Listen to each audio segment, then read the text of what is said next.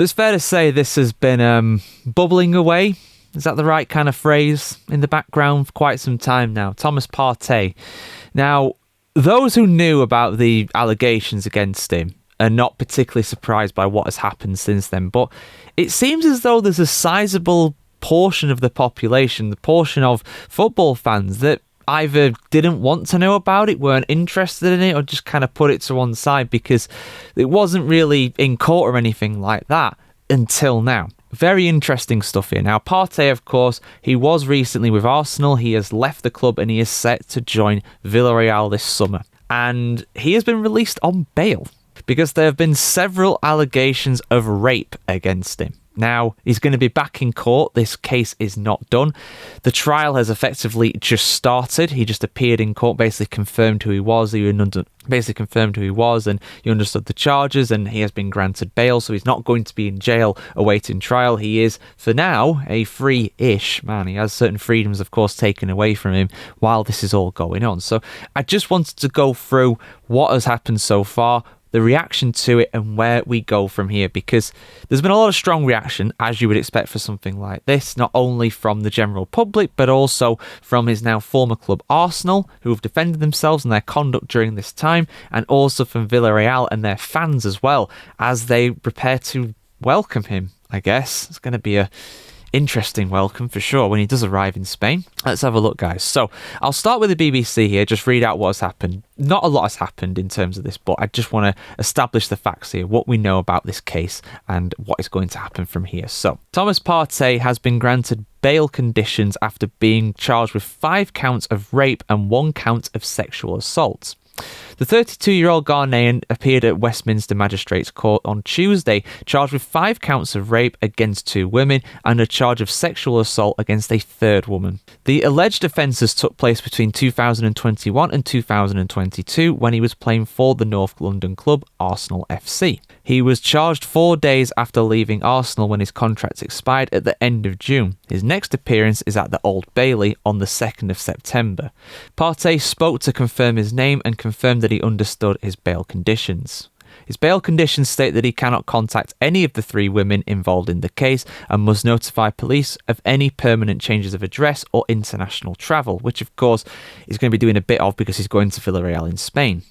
The charges follow an investigation by detectives which started in February 2022 after police first received a report of rape. Mr. Partey's lawyer, Jenny Wiltshire, previously said that he denies all the charges against him, adding that he welcomed the opportunity to finally clear his name.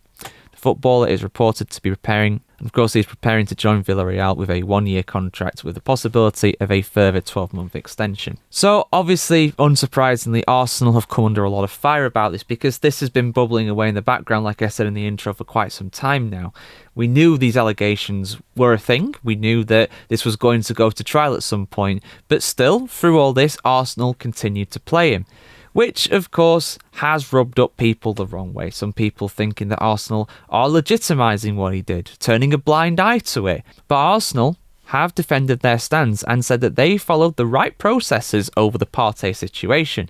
So, let's have a look. This is from 21st of July 2025, but I do think it's an interesting kind of look at how Arsenal tackled this situation. Mikel Arteta said that he is 100% sure that the club followed the right processes when dealing with former midfielder Thomas Partey, who was under police investigation for multiple counts of rape while he was playing for the club. Interestingly, like it said in the previous article, he left Arsenal and only after that was he charged with the 5 counts of rape and 1 count of sexual assault. Now, this investigation started back in February 2022, and that was when the police first received a report of rape involving Partey. So Arsenal very much trying to cover the backs with that one. Did they do the right thing?